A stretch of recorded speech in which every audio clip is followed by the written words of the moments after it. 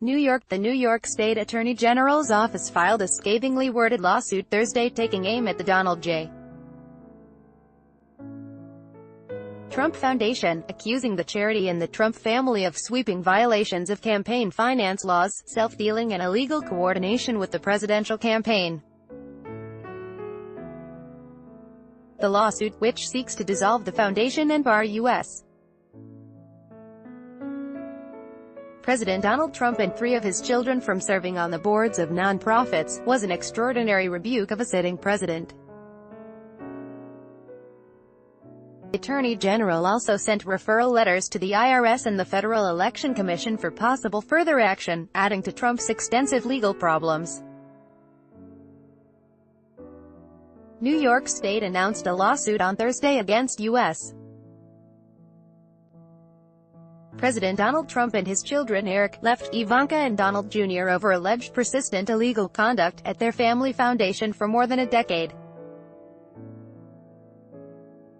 The lawsuit accused the Donald J. Trump Foundation of extensive unlawful political coordination with the Trump presidential campaign, repeated and willful self-dealing transactions to benefit Mr. Trump's personal and business interests, and violations of basic legal obligations for nonprofit foundations. Timothy A. Clary, AFP, Getty Images. The lawsuit, filed in state Supreme Court in Manhattan, culminated a nearly 2-year investigation of Trump's charity, which became a subject of scrutiny during and after the 2016 presidential campaign. While such foundations are supposed to be devoted to charitable activities, the complaint asserts that Trump's was often used to curry political favor or settle legal claims against his various businesses, and even spent $10,000 on a portrait of Trump that was hung at one of his golf clubs.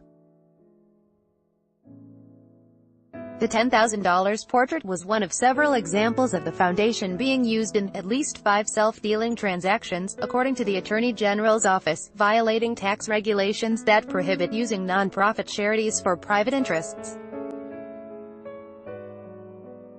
In 2007, to settle a dispute between the city of Palm Beach and Trump's Mar-a-Lago resort, the foundation paid $100,000 to the Fisher House Foundation, another charity.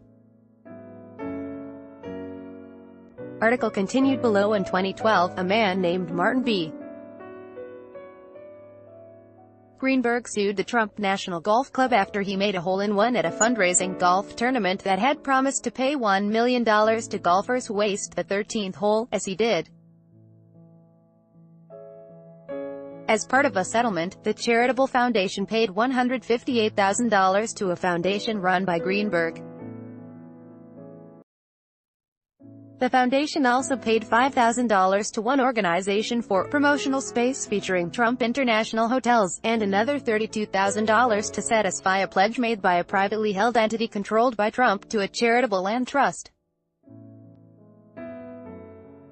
The foundation lawsuit and the referrals to the federal agencies are the latest of Trump's voluminous legal challenges, starting with the ongoing investigation by the special counsel, Robert Mueller, into ties between Trump, his associates and Russia. This week, Trump's longtime fixer and lawyer, Michael Cohen, scrapped his own legal team, as he faces an investigation by the U.S. Attorney's Office in Manhattan. The Attorney General's action is also likely to renew questions about Trump's respect for legal norms. Trump has suggested that he might pardon himself in the Mueller investigation and has repeatedly assailed the FBI, as our investigation reveals the Trump Foundation was little more than a checkbook for payments from Mr. Trump or his businesses to nonprofits, regardless of their purpose or legality, said Barbara D. Underwood, New York's Attorney General, who has been on her job a little over a month. This is not how private foundations should function, and my office intends to hold the foundation accountable for its misuse of charitable assets. The Attorney General's office is seeking $2.8 million in restitution, and is seeking to bar the president from serving as a director, officer or trustee of another nonprofit for 10 years. Likewise, the petition seeks to bar Trump's three eldest children, Donald Jr., Ivanka and Eric, from the boards of nonprofits based in New York or that operate in New York for 1 year, which would have the effect of barring them from a wide range of groups based in other states. The action could force Trump's children to curtail relationships with a variety of organizations. Last year, for example, Ivanka Trump set up a charitable fund supporting economic empowerment for women and girls. After the election, Eric Trump distanced himself from his charitable foundation, which has also been under investigation by the Attorney General's office related to the shifting of its resources to the Trump Organization. Article continued below. The White House did not have an immediate comment. The foundation was explicitly prohibited from participating or intervening in any political campaign on behalf of a candidate, the complaint notes.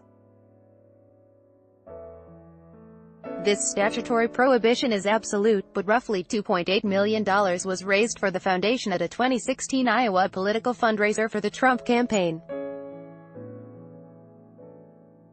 At the time, Donald Trump skipped a Republican debate and set up his own event to raise money for veterans, though he used the event to skewer his opponents and celebrate his own accomplishments.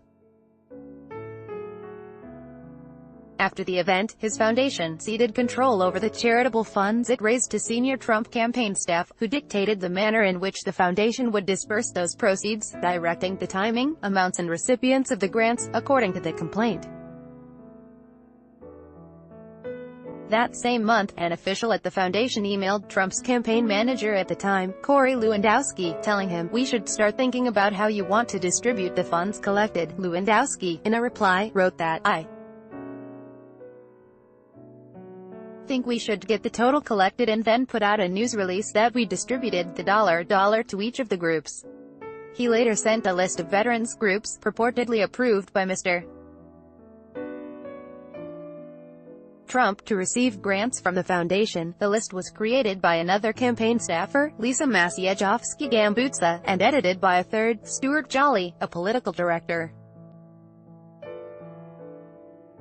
Trump long feuded with Underwood's predecessor, Eric Schneiderman, who resigned last month amid a scandal involving allegations that he had physically abused a number of his girlfriends.